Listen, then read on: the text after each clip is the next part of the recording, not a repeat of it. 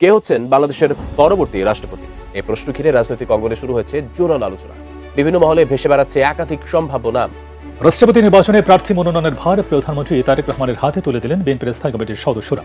আমাদের দলের পক্ষ থেকে আমাদের রাষ্ট্রপতি নির্বাচনের প্রার্থী নির্বাচন, কবে নির্বাচন হবে সব দায়িত্ব আমাদের দলের চেয়ারম্যান এবং প্রধানমন্ত্রী জনাব তারেক রহমানের উপরে ন্যস্ত করা হয়েছে।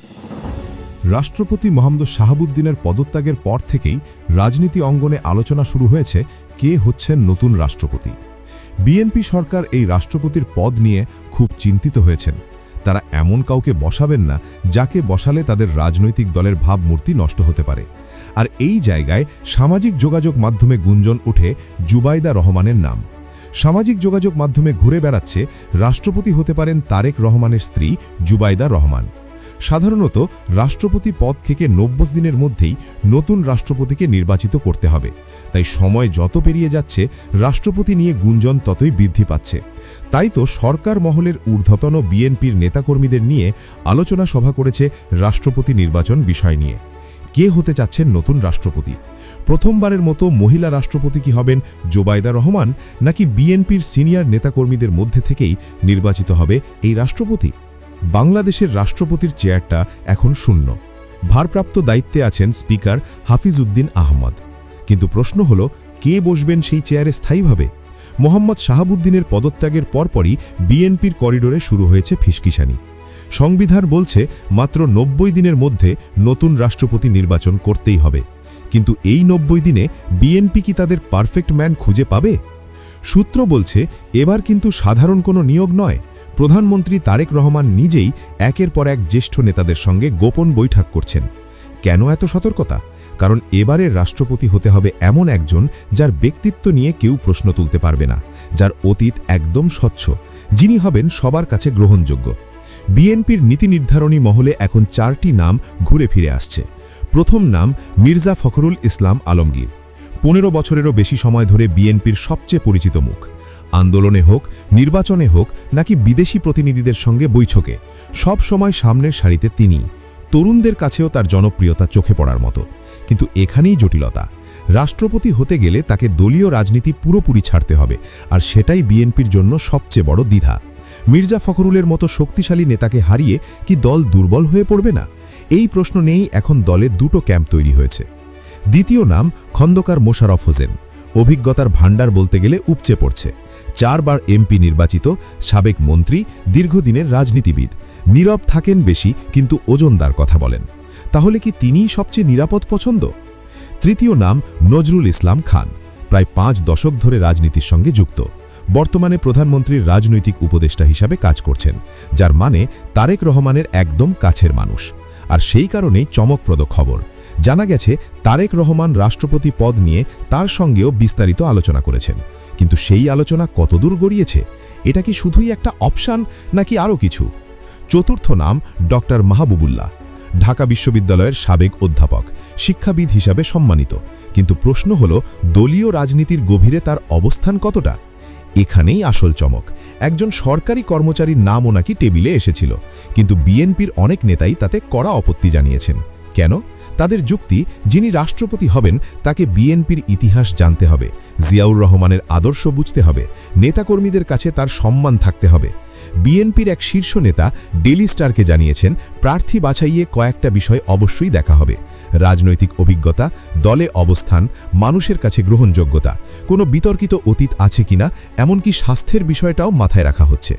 কিন্তু সবচেয়ে বড় শর্ত হল, তিনি যেন ভবিষ্যতে সরকারকে কোনো অপ্রয়োজনীয় বিতর্কে না ফেলেন। মানে রাষ্ট্রপতি পদে বসে তিনি যেন পুরোপুরি নিরপেক্ষভাবে দায়িত্ব পালন করেন। বিএনপির নেতারা বলছেন শেষ কথা বলবেন প্রধানমন্ত্রী তারেক রহমান নিজেই। তবে তার আগে আরও কয়েক দফা আলোচনা হবে জ্যেষ্ঠ নেতাদের সঙ্গে। সরকার গঠনের পর থেকেই বিভিন্ন নাম আলোচনায় আসছিল, কিন্তু তখন পথ খালি ছিল না বলে আনুষ্ঠানিক কিছু করা যায়নি। এখন 90 দিনের সময়সীমা শুরু হয়ে গেছে, কিন্তু বিএনপি তাড়াহুড়ো করতে চায় না। তারা চায় এই সময়টা ভালোভাবে কাজে লাগিয়ে একদম নিখুঁত সিদ্ধান্ত নিতে। তাহলে কে হবেন শেষ পর্যন্ত? মির্জা ফখরুল, যার জনপ্রিয়তা আছে কিন্তু যাকে হারালে দল দুর্বল হবে, খন্দকার মোশাররফ, যার অভিজ্ঞতা প্রশ্নাতীত, নজরুল ইসলাম খান, যিনি প্রধানমন্ত্রীর কৃষ্ট, নাকি একদম চমকপ্রদ কোনো নতুন নাম আসতে চলেছে যা কেউ ভাবেনি? রাষ্ট্রপতির এই দায়িত্ব কে পেতে পারে, এই বিষয় নিয়ে রাজনৈতিক বিশ্লেষকদের মন্তব্য দেখে আসি। কদিন আগে বিগত অন্তর্বর্তী সরকারের প্রধান উপদেষ্টার প্রেস সেক্রেটারি শফিকুল আলম, যিনি এখন ডেইলি ওয়াদার সম্পাদক, তিনি একটা ফেসবুক পোস্টে জানালেন যে ডক্টর ইউনূস বাংলাদেশের রাষ্ট্রপতি হতে চান না।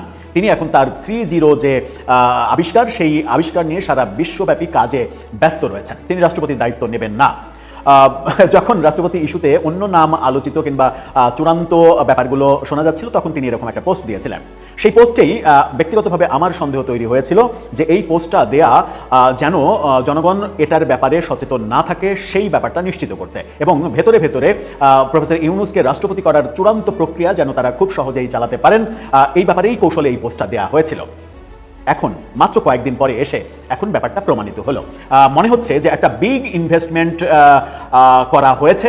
তখন মানে রেফাত উদ্দিন আহমেদ, সদ্য সাবেক প্রধান বিচারপতি, তার নামও আলোচনায় রয়েছে ফখরুল ইসলাম আলমগীর, তার নাম রয়েছে, ডক্টর খন্দকার মোশাররফের নাম, এই নামগুলো আলোচনায় রয়েছে। মাঝখানে নাসিমুল গনি, বর্তমান যিনি মন্ত্রিপরিষদ সচিব, তার নামও আলোচনায় এসেছিল। কিন্তু এত আলোচনার মাঝে ডক্টর ইউনূসকে রাষ্ট্রপতি করার আলোচনাটা ছড়িয়ে দেওয়া হচ্ছে। নানা রকমের গণমাধ্যমের খবর, বিবৃতি, ব্যাপারগুলো আসছে, এবং পত্রিকাতে ঘটা করে সাক্ষাৎকার দিচ্ছেন, বিবৃতি দিচ্ছেন, এই ব্যাপারগুলো আমরা দেখছি।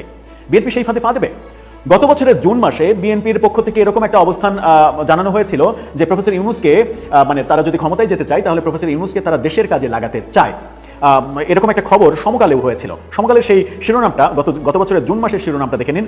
বলা হচ্ছে যে ডক্টর ইউনূসকে দেশের কাজে যুক্ত রাখতে চায় বিএনপি। সেখানে বলা হয়েছিল যে অন্তর্বর্তী সরকারের পরও ডক্টর ইউনূসের দেশের জন্য কাজ করার সুযোগ আছে। বিএনপিকে জনগণ যদি ভোট দিয়ে রাষ্ট্র ক্ষমতায় আনে তাহলে অবশ্যই দেশের জন্য ডক্টর ইউনূসকে কাজে লাগানো হবে।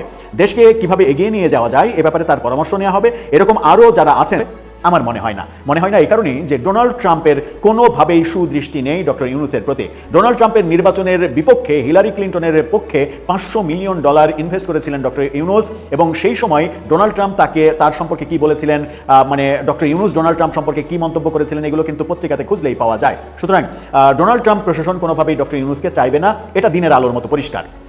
তাহলে বাংলাদেশের এক শ্রেণীর বুদ্ধিজীবী মহল, তারা কেন উঠে পড়ে লেগেছেন যে কোনো মূল্যে একটা ন্যারেটিভ তৈরি করা, যে ন্যারেটিভের ফলাফল এরকম হয় যে প্রফেসর ইউনূসই পৃথিবীর একমাত্র ব্যক্তি, যোগ্য ব্যক্তি, যাকে বাংলাদেশের রাষ্ট্রপতি করা উচিত। সমকালের এই সংক্রান্ত একটা নিউজের একটা ফটোকার্ড দেখে নিন, যেখানে 4 জন, মানে সারা বিশ্বের কাছে গ্রহণযোগ্য হবে এরকম একজন ব্যক্তির কথা তিনি বলছেন। সেরকম ব্যক্তি তার চোখে তো ডক্টর ইউনূস ছাড়া আর কেউ হওয়ার কথা নয়, কারণ ইউনূস সরকারের প্রচণ্ড প্রতাপশালী ছিলেন তিনি।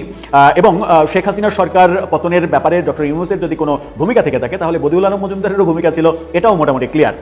মাহমুদুর রহমান মান্না, যিনি বিএনপির সঙ্গে শেষ পর্যন্ত জোট টিকিয়ে রাখতে পারেননি, তার নির্বাচনও করা হয়নি। একসময় আওয়ামী লীগ করতেন, তারপরে নাগরিক ঐক্য করেছেন। বিএনপির সঙ্গে জোট ভেঙে যাওয়ার কারণে তার সংসদেও যাওয়া হয়নি। তিনি কি বলছেন? তিনি বলছেন জুলাই সনদ অনুযায়ী রাষ্ট্রপতি নির্বাচিত হওয়া উচিত। মানে তিনিও চাইছেন না যে বিএনপি কোনো দলীয় কিংবা তাদের মানে পছন্দ মতো কাউকে রাষ্ট্রপতি বানাক। বিএনপি নেতা রুহুল